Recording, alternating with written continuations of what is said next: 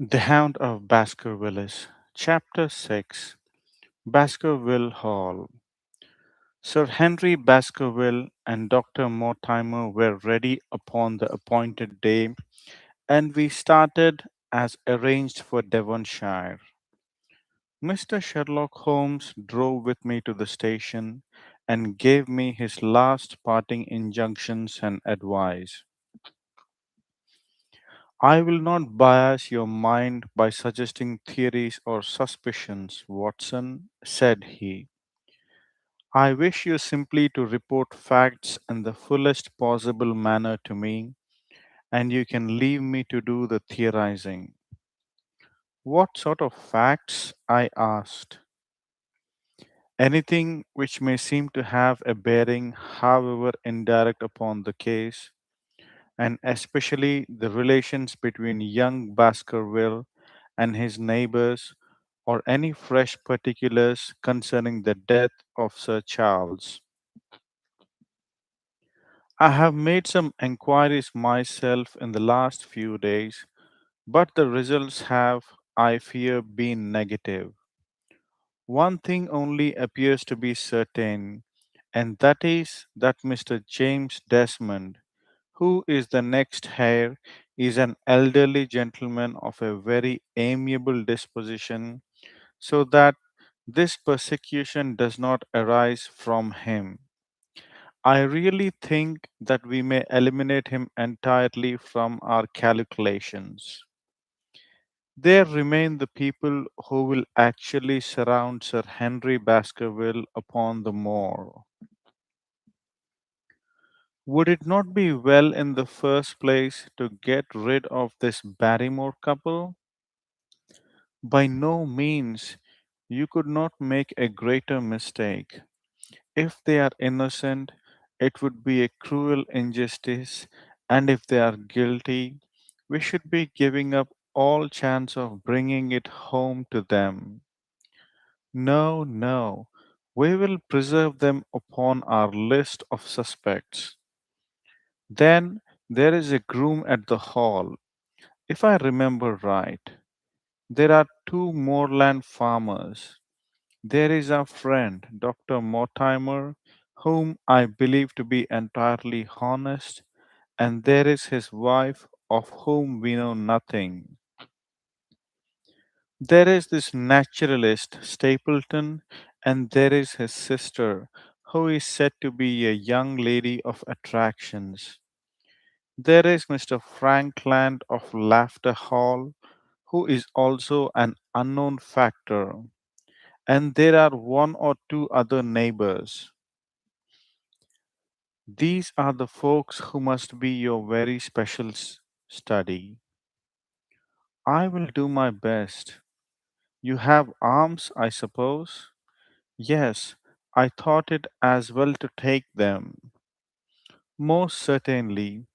Keep your revolver near you night and day, and never relax your precautions. Our friends had already secured a first class carriage and were waiting for us upon the platform.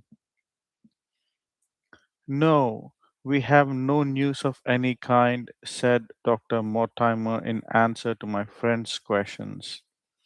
I can swear to one thing, and that is that we have not been shadowed during the last 2 days. We have never gone out without keeping a sharp watch, and no one could have escaped our notice. You have always kept together, I presume, except yesterday afternoon. I usually give up one day to pure amusement when I come to town. So I spent it at the Museum of the College of Surgeons, and I went to look at the folk in the park, said Baskerville. But we had no trouble of any kind. It was imprudent all the same, said Holmes, shaking his head and looking very grave. I beg, Sir Henry, that you will not go about alone. Some great misfortune will befall you if you do. Did you get your other boot? No, sir, it is gone forever. Indeed, that is very interesting. Well, goodbye, he added as the train began to glide down the platform. Bear in mind, Sir Henry, one of the phrases in that queer old legend which Dr. Mortimer has read to us, and avoid the more in those hours of darkness when the powers of evil are exalted.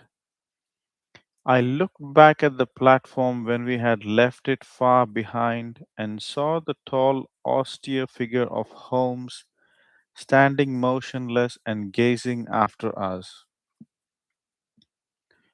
The journey was a swift and pleasant one, and I spent it in making the more intricate acquaintance of my two companions and in playing with Dr. Mortimer's spaniel. In a very few hours, the brown earth had become ruddy, the brick had changed to granite, and red cows grazed in well hedged fields where the lush grasses and more luxuriant vegetation spoke of a richer, if a damper climate. Young Baskerville stared eagerly out of the window and cried aloud with delight as he recognized the familiar features of the Devon scenery. I have been over a good part of the world since I left it, Dr. Watson, said he, but I have never seen a place to compare with it. I never saw a Devonshire man who did not swear by his country, I remarked. It depends upon the breed of men quite as much as on the country, said Dr. Mortimer. A glance at the friend here reveals the round headed of the Celt, which carries inside it the Celtic enthusiasm and power of attachment. Poor Sir Charles' head was of a very rare type, half Gaelic, half Ivernian in its characteristics. But you were very young when you last saw Baskerville Hall, were you not? I was a boy in my teens at the time of my father's death and had never seen the hall, for he lived in a little cottage on the south coast. Then I went straight to a friend in America. I tell you, it is all as new to me as it is to Dr. Watson, and I am as keen as possible to see the more. Are you? Then your wish is easily granted, for there is your first sight of the moor, said Dr. Mortimer, pointing out of the carriage window.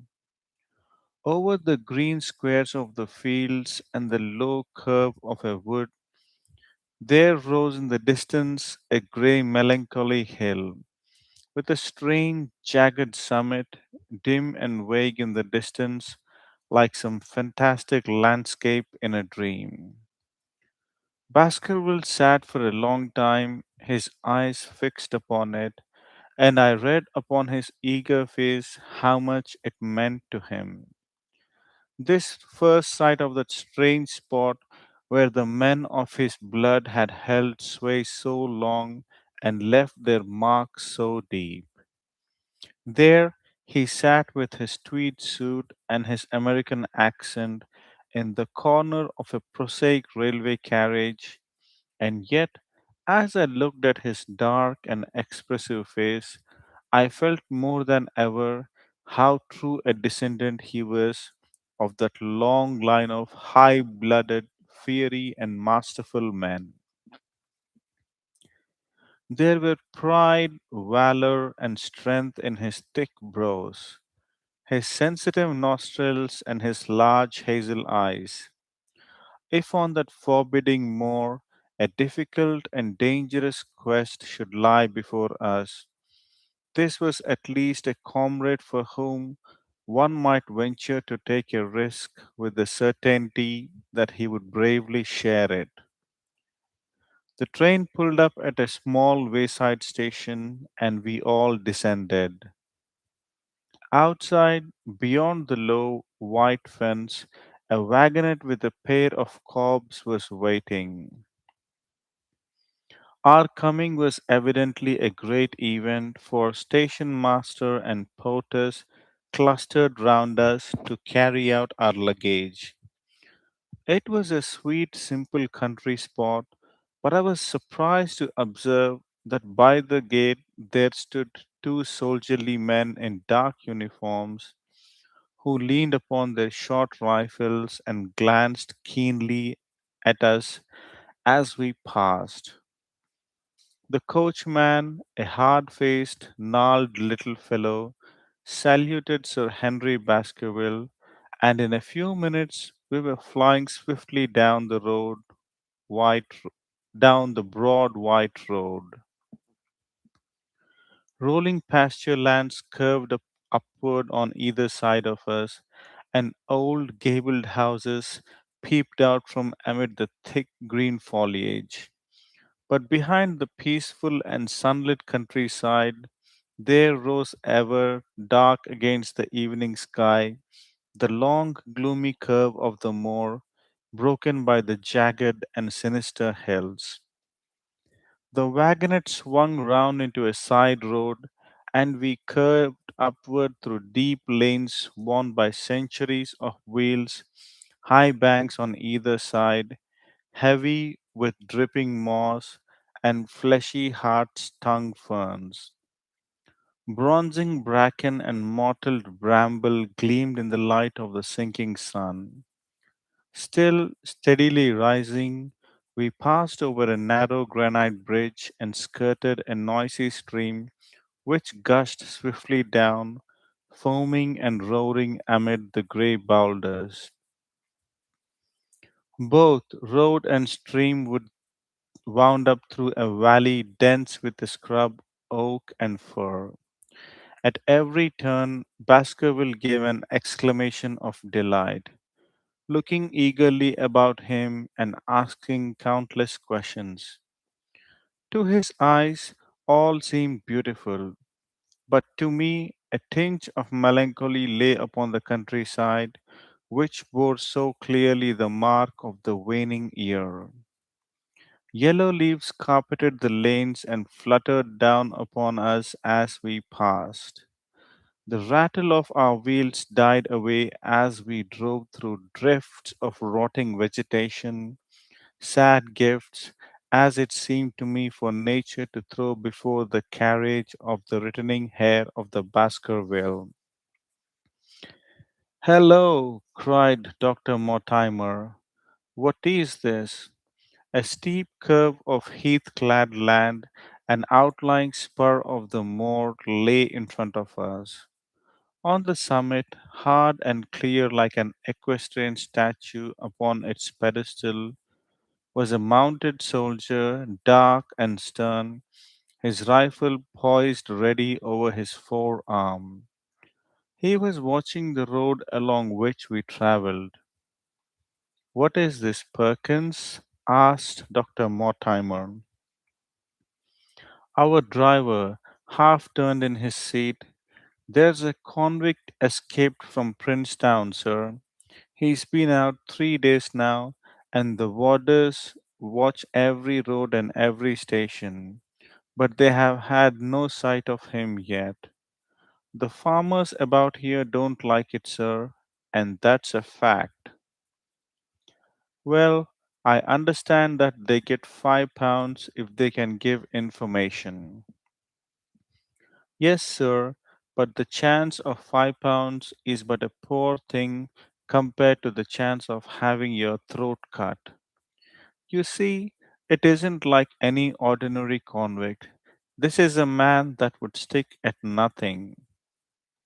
Who is he then? It is Selden, the Notting Hill murderer. I remembered the case well, for it was one in which Holmes had taken an interest on account of the peculiar ferocity of the crime and the wanton brutality which had marked all the actions of the assassin. The commutation of his death sentence had been due to some doubts as to his complete sanity, so atrocious was his conduct. Our wagonette had topped a rise, and in front of us rose the huge expanse of the moor, mottled with gnarled and craggy canes and tors. A cold wind swept down from it and set us shivering. Somewhere there on that desolate plain was lurking this fiendish man, hiding in a burrow like a wild beast, his heart full of malignancy against the whole race which had cast him out. It needed but this to complete the grim suggestiveness of the barren waste, the chilling wind, and the darkling sky. Even Baskerville felt silent and pulled his overcoat more closely around him. We had left the fertile country behind and beneath us. We looked back on it now, the slanting rays of a low sun turning the streams to threads of gold and glowing on the red earth ne- new turned by the plough and the broad tangle of the woodlands. The road in front of us grew bleaker and wilder over huge russet and olive slopes sprinkled with giant boulders. Now and then we passed a moorland cottage, walled and roofed with stone, with no creeper to break its harsh outline. Suddenly we looked down into a cup like depression, patched with stunted oaks and firs, which had been twisted and bent by the fury of years of storm. Two high, narrow towers rose over the trees. The driver pointed with his whip. Baskerville Hall, said he. Its master had risen and was staring with flushed cheeks and shining eyes. A few minutes later, we had reached the lodge gates, a maze of fantastic tracery in wrought iron, with weather bitten pillars on either side, blotched with lichens and surmounted by the boar's heads of the Baskervilles. The lodge was a ruin of black granite and bared ribs of rafters, but facing it was a new building, half constructed, the first fruit of Sir Charles's South African gold. Through the gateway, we passed into the avenue where the wheels were again hushed among the leaves, and the old trees shot their branches in a somber tunnel over our heads. Baskerville shuddered as he looked up the long, dark drive to where the house glimmered like a ghost at the farther end. Was it here? He asked in a low voice. No, no, the yew alley is on the other side. The young hare glanced round with a gloomy face. It's no wonder my uncle felt as if trouble were coming on him in such a place as this, said he. It's enough to scare any man. I'll have a row of electric lamps up here inside of 6 months, and you won't know it again with a 1,000 candle power swan and Edison right here in front of the hall door. The avenue opened into a broad expanse of turf, and the house lay before us. In the fading light, I could see that the center was a heavy block of building from which a porch projected. The whole front was draped in ivy, with a patch clipped bare here and there where a window or a coat of arms broke through the dark veil. From this central block rose the twin towers, ancient, crenellated, and pierced with many loopholes. To right and left of the turrets were more modern wings of black granite. A dull light shone through heavy mullen windows, and from the high chimneys which rose from the steep, high angled roof, there sprang a single black column of smoke. Welcome, Sir Henry. Welcome to Baskerville Hall.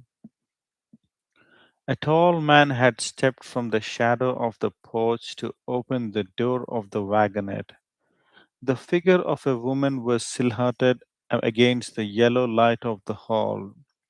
She came out and helped the man to hand down our bags. You don't mind my driving straight home, Sir Henry?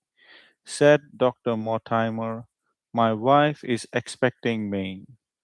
Surely you will stay and have some dinner? No, I must go. I shall probably find some work awaiting me. I would stay to show you over the house, but Barrymore will be a better guide than I. Goodbye, and never hesitate, night or day, to send for me if I can be of service. The wheels died away down the drive while Sir Henry and I turned into the hall, and the door clanged heavily behind us. It was a fine apartment in which we found ourselves, large, lofty, and heavily raftered with huge balks of age blackened oak. In the great old fashioned fireplace behind the high iron dogs, a log fire crackled and snapped. Sir Henry and I held out our hands to it, for we were numb from our long drive. Then we gazed round us at the high, thin window of old stained glass, the oak paneling, the stags' heads, the coat of arms upon the walls, all dim and somber in the subdued light of the central lamp. It's just as I imagined it, said Sir Henry. Is it not the very picture of an old family home? To think that this should be the same hall in which for 500 years my people have lived, it strikes me solemn to think of it. I saw his dark face lit up with a boyish enthusiasm as he gazed about him. The light beat up him where he stood, but long shadows trailed down the walls and hung like a black canopy above him. Barrymore had returned from taking our luggage to our rooms. He stood in front of us now with the subdued manner of a well trained servant. He was a remarkable looking man, tall, handsome, with a square black beard and pale, distinguished features. Would you wish dinner to be served at once, sir? Is it ready? In a very few minutes, sir. You will find hot water in your rooms. My wife and I will be happy, Sir Henry, to stay with you until you have made your fresh arrangements. But you will understand that under the new conditions, this house will require a considerable staff. What new conditions? I only meant, sir, that Sir Charles led a very retired life and we were able to look after his wants. You would naturally wish to have more company, so you will need changes in your household. Do you mean that your wife and you wish to leave? Only when it is quite convenient to you, sir.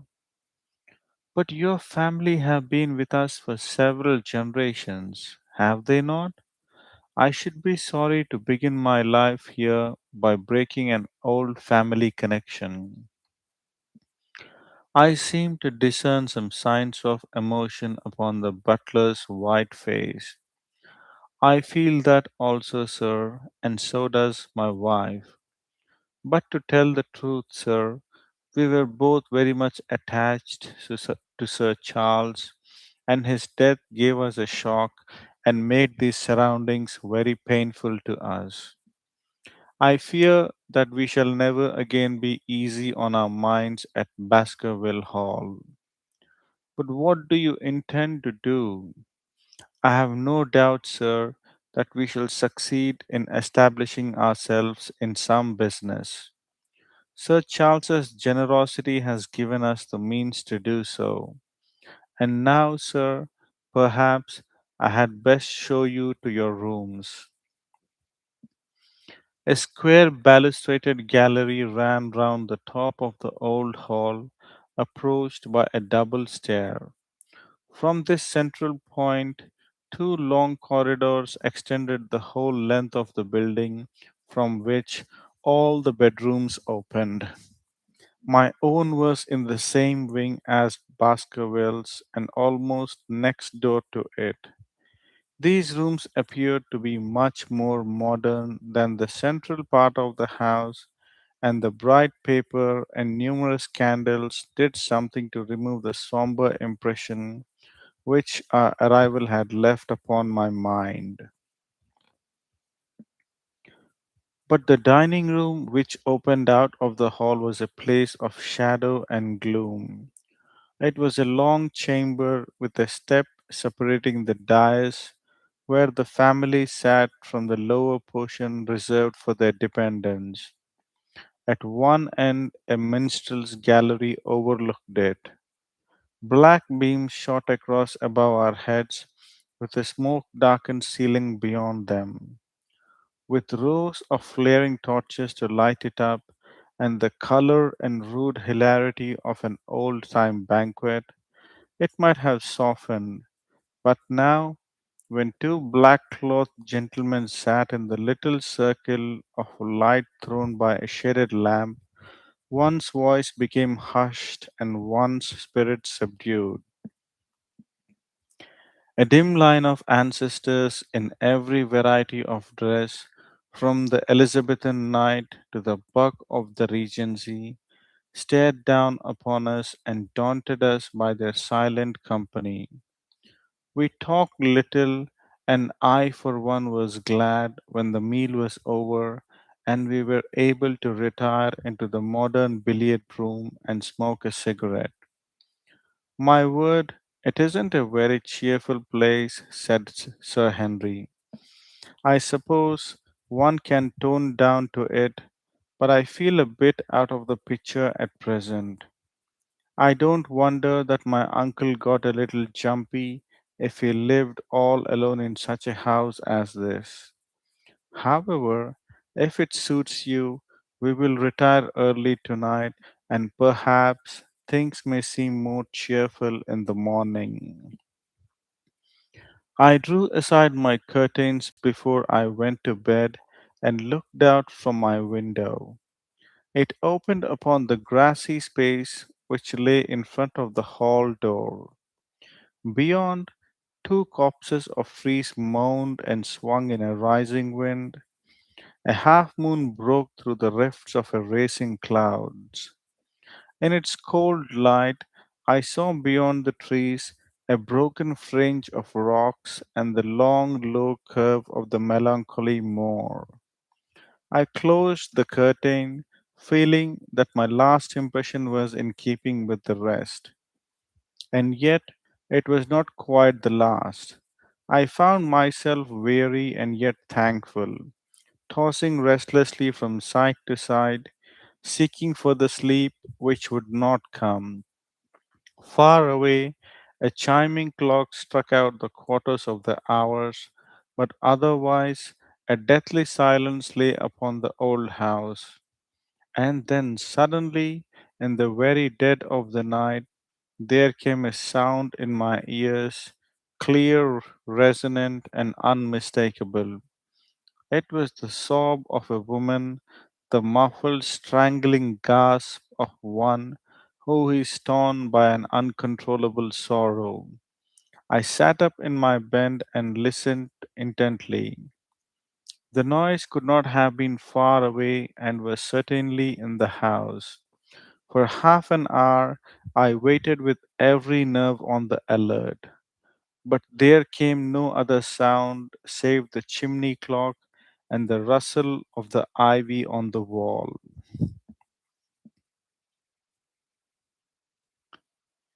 End of chapter 6.